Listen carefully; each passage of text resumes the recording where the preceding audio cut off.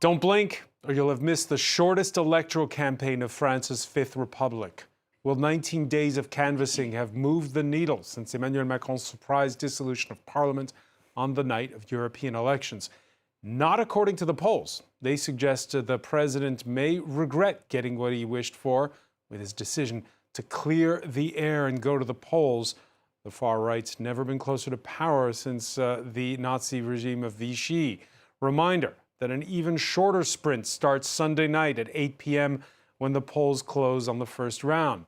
France's legislative elections are actually 577 individual races that feature a runoff the following week.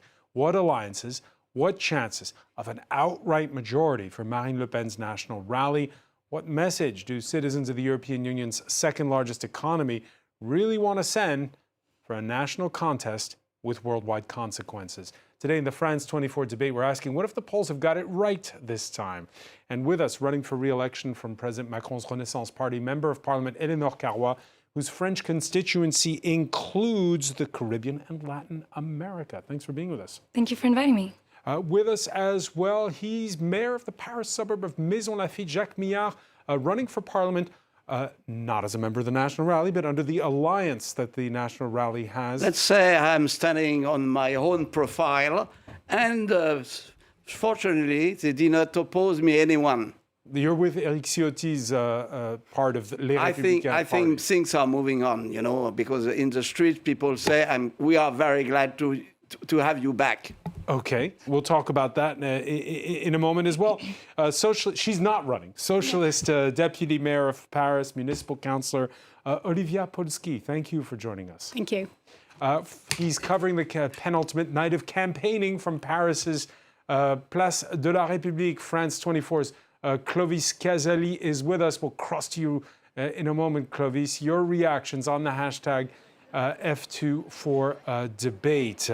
First off, the evening of June 9th, it seems like it was a long, long time ago. I decided to give back to you the choice for the future of our Parliament with a vote. This is a time for much-needed clarification. C'est un temps de clarification. I think things got way clearer, and now we're really in the campaign time. My constituents voted yesterday and the day before online. They're voting on Saturday, so now we're just running and hoping to get that seat back. Jacques Millard, has the needle moved during? I mean, it's a very short campaign. Yes, very short, but very stimulating, you know. We are boosting. And because, you know, I always said that if it was a dissolution of the Assembly, I would campaign. I would stand for a new mandate. And of course... Because you were in a previous life member of Parliament. Yeah, well, I was 24, more than 20 years as an MP, you know. But the point is that everyone was surprised, there is no doubt. I was waiting for this dissolution of the National Assembly at the budget time, you see, but not so quickly. I think he committed suicide. I think he's dreaming, he's believing that he would get, you know, a majority. I mean, he will get another one. Being Emmanuel Macron. Olivia Polski, this campaign, what's it felt like for you? Well, I think that Emmanuel Macron tried to gamble. Yes. But I think he will fail. And the polls are showing that it's not working, and it's... What have you been up to the last 2 weeks? Tell us how your last 2 weeks have been. Well, I've been campaigning with my fellow socialist candidates in Paris, and I think that we are trying to tell people that they have a choice. This is a left choice. We are united, and we are ready. We have a program, and we'll change things. Clovis Casali, you're at Paris's Place de la République. This isn't a rally organized by any specific party, but by trade unions. Indeed, Francois, organised by trade unions and also by left-wing media outlets. And you've also got actors, actresses and musicians who will be taking to the stage just behind me. You've already got thousands of people here, Place de la République, in the heart of the French capital. More people set to arrive, of course, as they come out of work. What are the people here asking for? They're asking the French people to really mobilise, get together and head to the polling stations to prevent the French National Rally, the French far-right party, from getting into power. People here we've been talking to all tell us that the French far-right is a threat to democracy. Take a listen. Because I think that it will be very dangerous for a lot of people if Bardella is the next Prime Minister. And so I'm here for my rights and for the rights of other people, because in the way he speaks, in the way he wants to change France, he doesn't take care of other people when they're not French, and it's a problem for me. I'm here today because I'm so afraid about the situation in France. It's just crazy because we think like the air can pass like very, very easily. I was very like surprised because some of my friends vote for this, and I think it's just because they don't know actually for who they vote for real. Like extreme right-wing politics is very like about racism, xenophobia, homophobic, and it's very crazy because they want to cancel everything about the LGBT rights. It's very crazy about it, and like just the minorities, they will disappear. Well, demonstrations like this have been taking place all across France, and especially here, Place de la République in Paris. Some of the protesters we spoke to say the situation is urgent and dangerous for France if the French far right comes into power, gets into government. Of course, here, people are left-wing supporters. They back the New Popular Front, this alliance made up of left-wing parties, including the Socialists, the Greens, the Communists, and the radical left, the France Unbowed movement of Jean-Luc Mélenchon. And people here are really worried by the situation because, of course, all polls are predicting a crushing victory of the National Rally, the far-right party of Marine Le Pen and Jordan Bardella. We'll be crossing back to you later, Clovis Caselli. Yeah, those polls showing that the National Rally and its allies could be within shooting distance of an outright majority. Let's break it down, though. Online registration for citizens abroad has hit a record high, judging by the surge here in France on the mainland of proxy voting requests nationwide. The turnout could swing up from a record low of 45%. 45% last time to perhaps, this is the wrong graphic here, to more, perhaps more than 60% for this election. The increased turnout can go both ways, Eleanor Carrois, because it's seen as though it won't be the same result as it was in the European elections, but it also means that there'll be more three-way races and that it may not at all stop that momentum of the far right. No, absolutely. But I think you have to be really cautious when interpreting the polls because we have to remind everyone that the legislative elections are 2 rounds and they're also uninominal. You're not voting for a list, you're only voting for a person. So I think when you actually look at the polls and they talk about 3 blocks, this doesn't mean much because you'd have to look into who are people planning on voting for.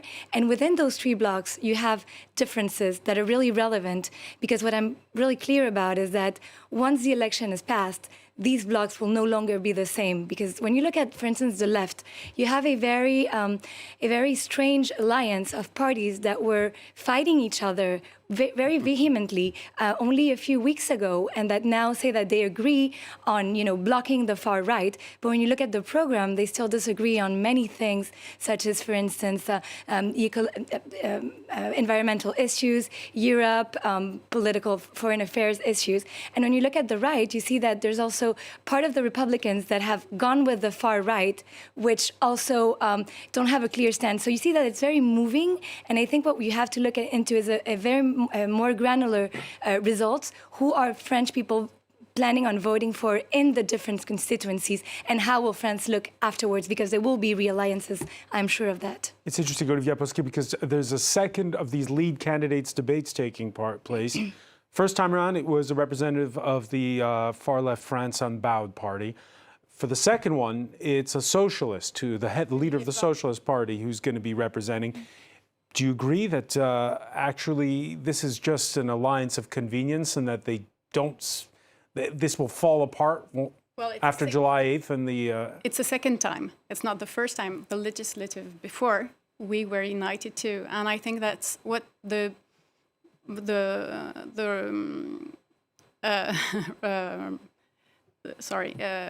left people ask for us is to be united, is to be strong and have proposals. And we have a program that is very clear about our priorities.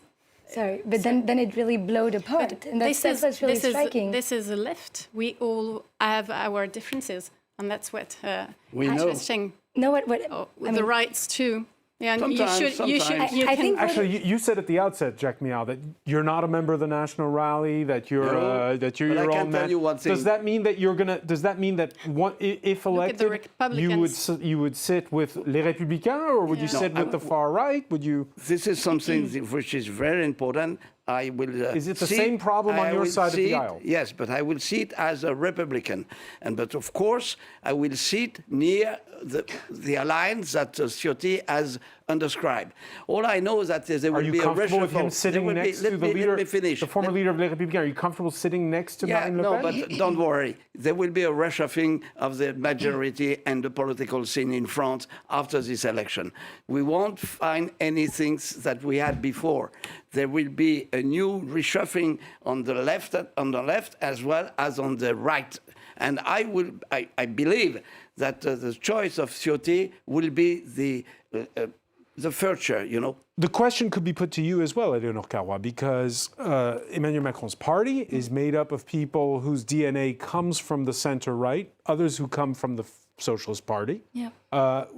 Do you think there could be this grand redistribution of the cards on July the 8th, and that you yourself, you might be re-elected, but may decide to sit in a different voting bloc than the one you're running for? Like if I answer to this question as an elector, just as a citizen, I would tell you that this is perhaps the most complicated and unreadable election in France ever because of these three blocs that don't mean much today. Emmanuel Macron's idea was to go, le dépassement, to go further away from the left and the right traditional division that we had in France. And he made a political proposal that was really centered also on his person, on his personality, with with a very weak structural party behind. The traditional parties, left and right, are weakened. And you have these two blocs. And the problem with those blocs... So you're saying Emmanuel Macron never took the time to build a party? Macron is a weakness. I mean, no, I think he tried to build a party, and to a certain extent, there is a movement that, I mean, a lot of people from civil society entered into politics because they believed in that. They didn't want to be either with one, with one etiquette or another. They wanted to be for common good, and they truly believed in this possibility of going away from these two blocs. And today, everything, all the blocs, the left bloc and the right bloc, are trying to go back to that. But the real problem, and that's why I'm saying you have to look into, for every single election, who do you have?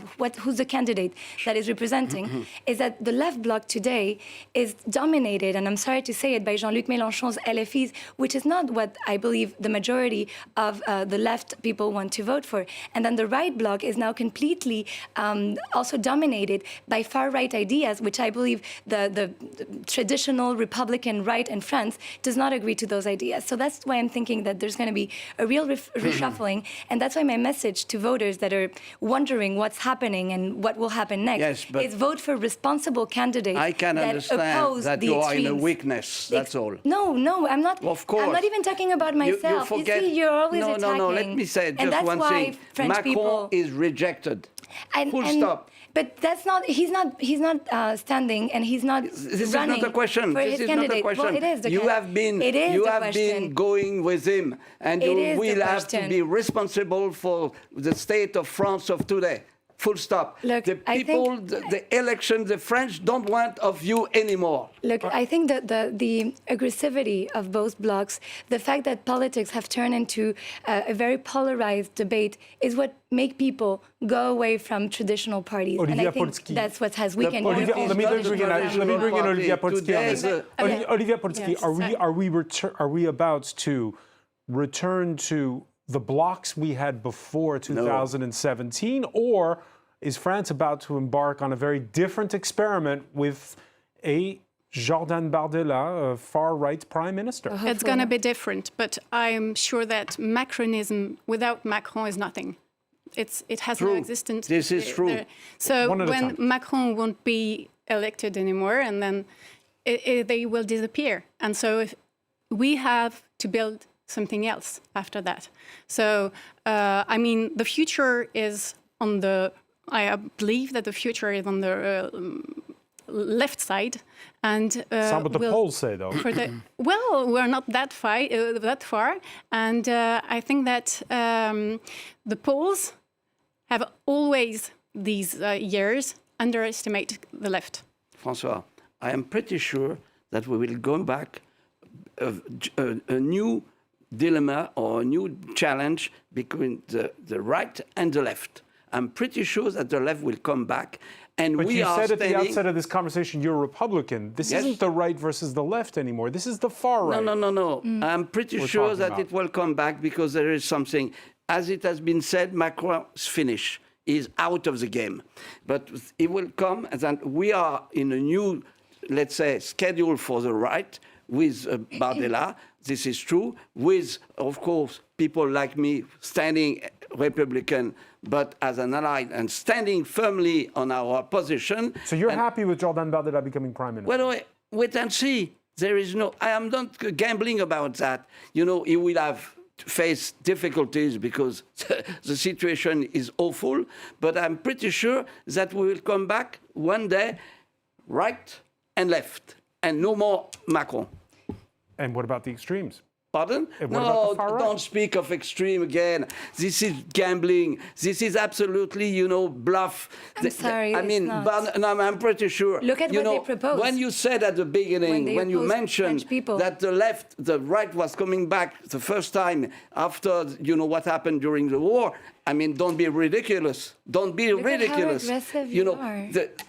Bardella, we know those people. They come from the RPR, which I belong to, and our executive went to Macron Maréchal, and this is the point. I have many friends who have been campaigning with me in the National Rassemblement. You see, so you have to face the reality of men. But let's take a look. Let's take a look here because France has had, just to remind our viewers, power sharing before, what we call in this country cohabitation, cohabitation. And France's President Emmanuel Macron says whatever the outcome is after 2 rounds of voting, first round coming up Sunday, he will remain president. Yes. In those other cohabitation examples, you had a president from one camp, a government from the rival camp. In those cases, the executive branch had its say on foreign and defense matters. This time, Marine Le Pen says she won't concede military matters to the commander-in-chief. Liza Herbert has more. There's an air of confidence in Marine Le Pen with snap parliamentary polls around the corner. In an interview with a regional paper, she said her far-right party is likely to secure an absolute majority. She's predicting the polls will place President Macron in an uncomfortable situation and he'll only end up serving as an honorific commander-in-chief, telling Le Télégramme it's the Prime Minister that controls the purse strings. You know, the Constitution, I looked at Article 15. The head of state is the commander-in-chief. The Prime Minister has a budgetary veto. It means it's the Prime Minister who commits the finances, and it's the Prime Minister who signs authorizations for finances when there are military operations. The National Rally's appeal over the past few years has been aided by C News, a channel that's seen as France's version of Fox News in the United States. It's frequently been reprimanded and fined by the country's TV watchdog for spreading conspiracy theories. And now one of its former commentators is running on a National Rally ticket. If you don't like the phrase great replacement, there are others. What counts is not the name, but the facts. I can tell you about the flood of migration that's radically changing the nature of our people in terms of culture, language. I recently saw the deputy mayor of Paris suggested printing leaflets in Arabic. If that's not a marker of the evolution of France, I don't know what is. Recent polls show the far right will come out on top in the upcoming vote. However, ahead of its outcome, a new report from the country's Human Rights Commission shows all forms of racism and intolerance were on the rise in France last year. Now, there was a poll done and it was 12,000 people surveyed. This was done for Le Monde and French public broadcasting. They asked people who voted for the national rally for Marine Le Pen's party on June 9th in the European elections why they voted for them. Number one reason given was they agreed with their values and their ideas. Second, to support the 28-year-old lead candidate, Jordan Bardella. And third, to cast a protest vote. Let's get reactions to that. Eleanor Carrois, first of all.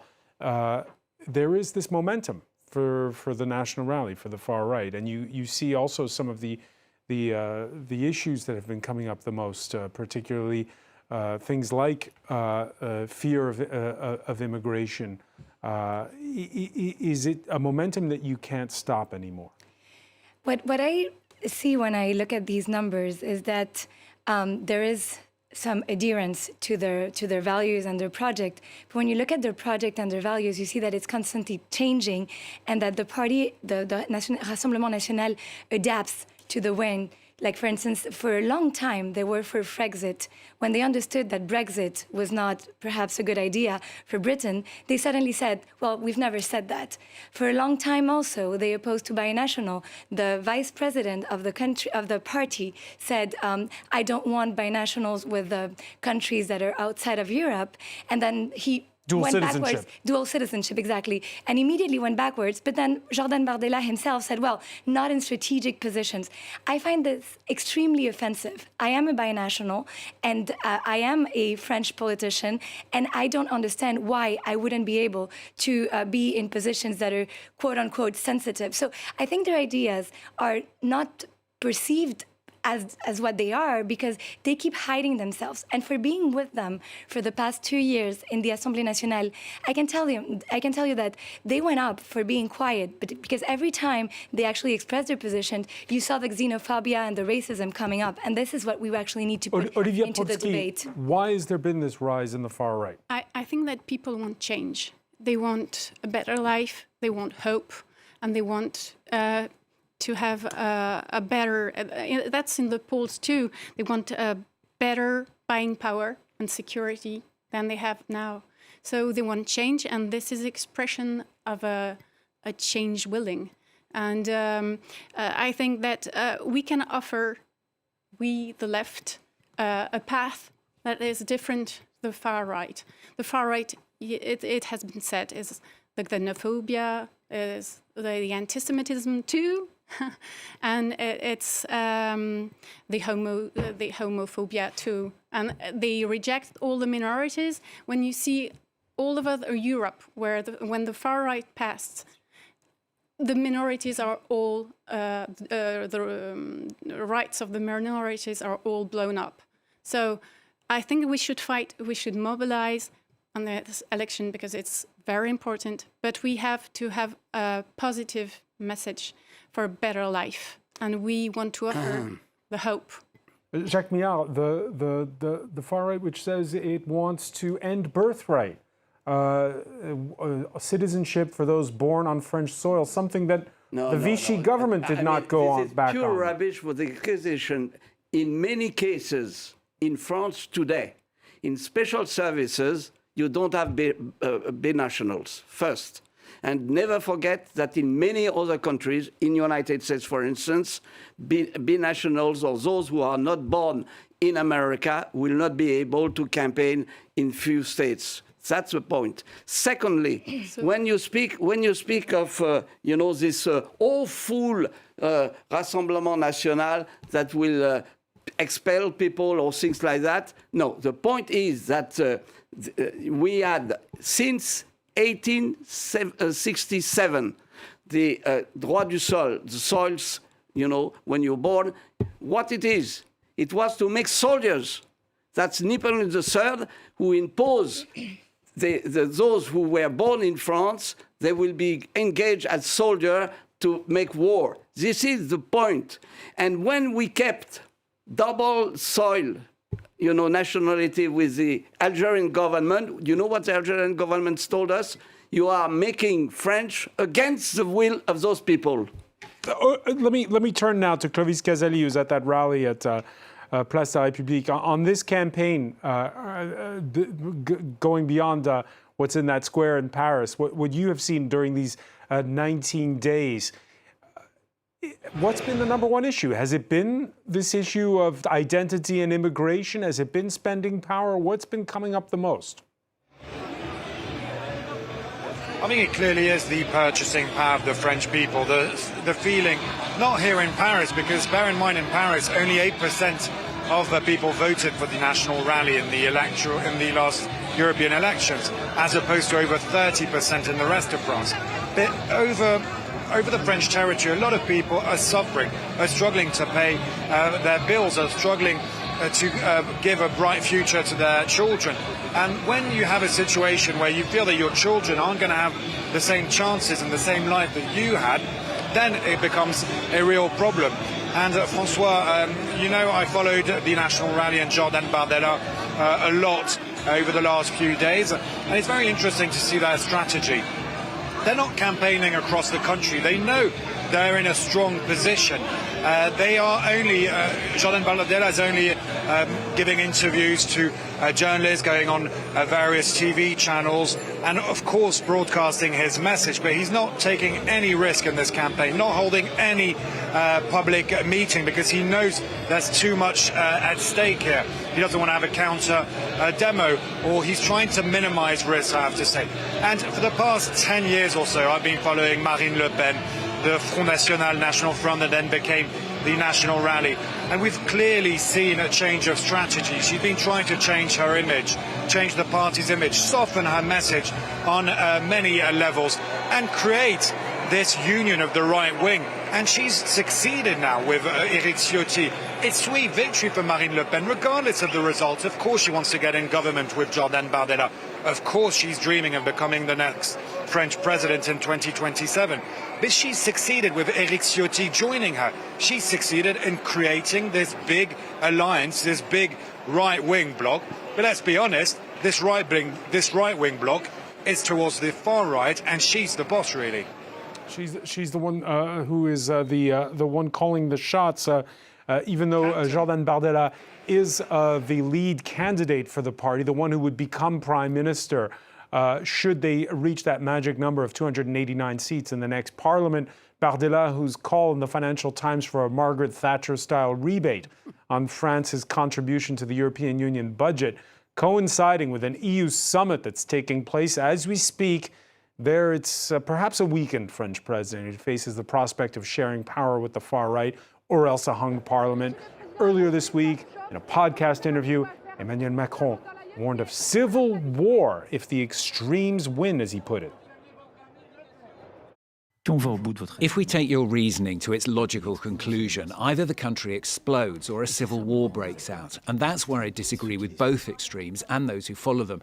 And it's also what I'd like to alert people to. A lot of our compatriots go to the extremes because they often have anger or something that isn't being addressed. And there are a lot of people who vote for the extreme right because there's insecurity in their daily lives, because there's an immigration that they consider is not being dealt with. And they say to themselves, we haven't tried these parties out yet. And this party has been here for 7 years, so we're going to try something else. And my response to those people, I've taken in your message. I think we need to go much faster and much harder on security. Olivia Polsky, has Macron been successful in painting your bloc as extreme? Is there a glass ceiling that you can't go above because of that? Of course not. I mean, you know that we have a very solid program. We have some socialists and some Place Publique and some Greens. We are all able to rule the government, and he wants to say there are just the two extremes and me, and but it's false. We are able. We are not the extreme. Do you endorse the use of that word civil war, Eleanor Carrois? Rubbish. Yeah. I think what is happening now is that the far left is taking over control of this new NUPES. You said it before. This has existed, and we saw what happened in the National Assembly for 2 years. It was dominated by the chaos, the disruption. But my question is the word civil war. I'm getting to that. So, and then you see what happens with the far right. And to the extent it was always a form of circus and the politics was really misused and disruptive. I think the perception that French people can have is that politicians are not doing what they should be doing, and it is because of this opposition that they turn then to the far right. But civil war, I think it's extreme. Obviously, it's not to be taken on a primary sense. But what you have to look into is who is going to be elected in the left bloc, who is going to be elected for the Republicans, and how are we going to manage to oppose the extreme ideas of the Rassemblement National, who is trying to do a sort of like makeover. But when you look at every single candidate that they're placing in different constituency, you see that they either have a Vichy past, either have a anti-COVID, anti-vax also behavior. You have to look at the people that are being placed. No, it's true. Look at it. It's very telling. I think that you speak a lot. I would like to speak again. Jacques Millard. Okay. First of all, a president speaking of civil war this is totally irresponsible. He's playing with fire. He's gambling with fire. I think you don't have this is not acceptable. To give I think to he's fully wrong. Secondly, when we hear that the only argument in politics is now to say extreme on here, extreme on that, this is a kind of weakness. Those who accuse the other one of extremity, I think that one day they are extreme foolish. That's all. Well, I just want to say one thing. I think that Macron is responsible for the situation. Of He's the course. only one. He was the president. Well, he has a big responsibility. He made this choice of the legislative now. I'm sorry, but it's too easy. He's what we call a pompier pyromane. And that's all. He's a fireman and an arsonist at the same time. That's it. I think this is very telling when you look at the fact that this is the legislature where you had the more motion de censure, so tentatives to actually take over the government and to have this dissolution. All of your parties voted for dissolution of the assembly, and they were not successful. What about the second part of that clip we heard? Who is responsible for the state of France of today? Who is responsible for the state of France of today? Look at how we have you this are debate. responsible for that. Look at the aggressivity that you have. No, I'm sorry.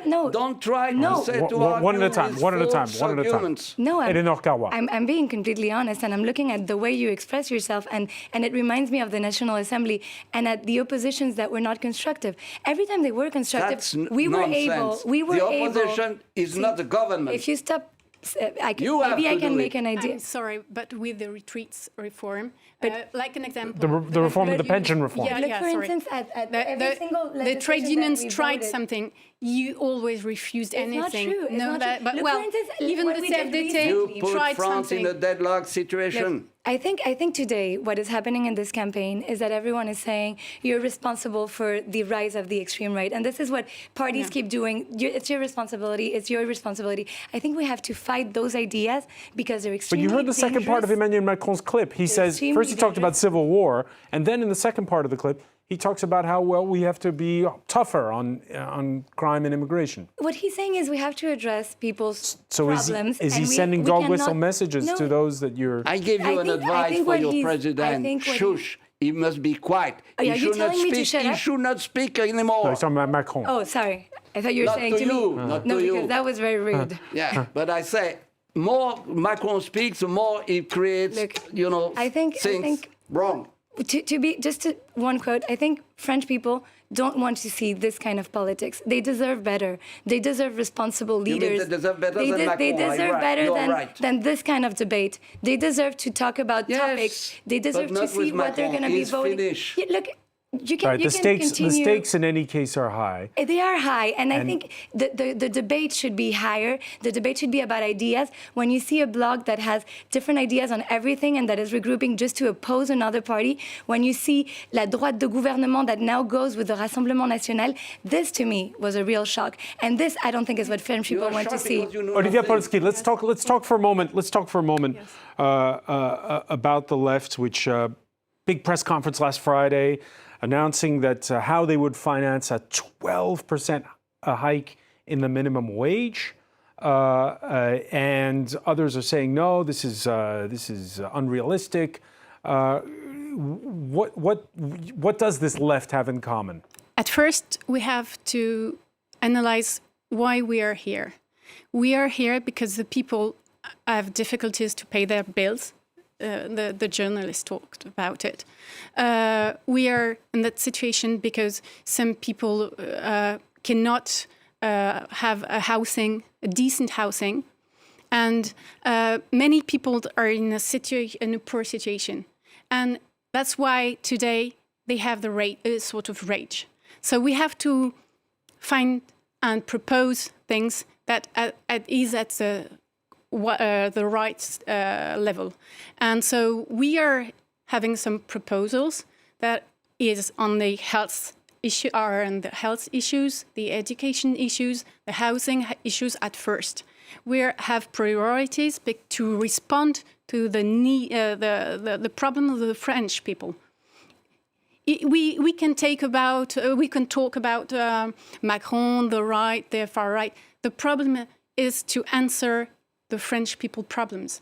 And you have so different views within your group. Well, I'm sure we have a program and we do agree. So do we. And I the wish issue to come is back on one how thing that you mentioned, but we didn't go further.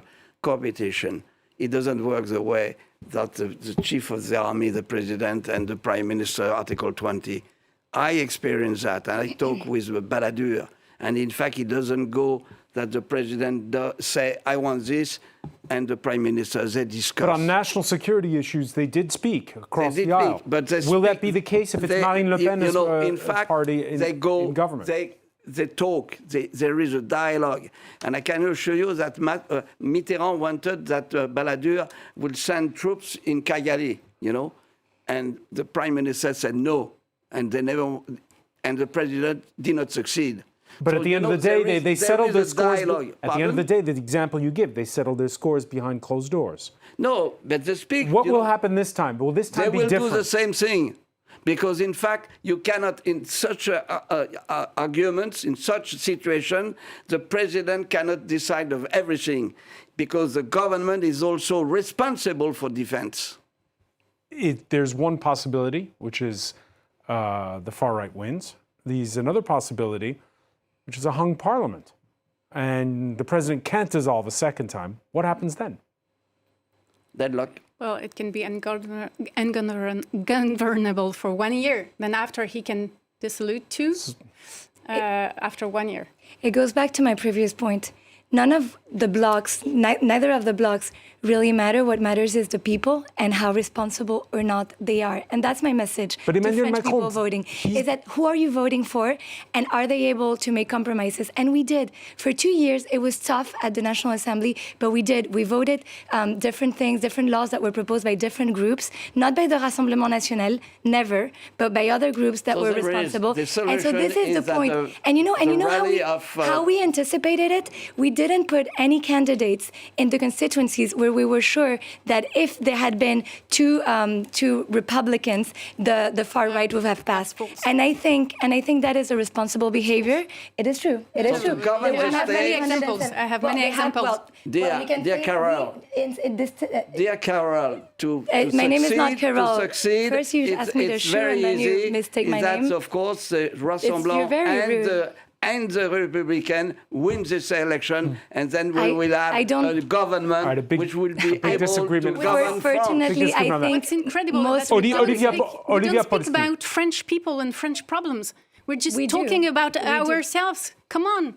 This is a problem. I mean, we have to deal with what they're asking for. And that's precisely why I think you have to vote. So what are you going to propose? So what we have done, and look, it's very difficult to make things pass when you have an opposition that is by principle opposed to whatever Didn't Emmanuel Macron break his promise on the second night of the legislative elections in 2022, where he said he would he would be more open, he would govern more, and then he ruled a lot by decree. This is a joke. The decrees and the 49.3, the article of the Constitution that allows to pass bills, were mainly used for budgets where you had, before even the discussion started, a number that was the biggest number in the entire Fifth Republic of amendments that were presented, and the oppositions that said, we don't even want to look at what you propose in terms of budget, we are going to vote against. So I think now everyone has to take their responsibility.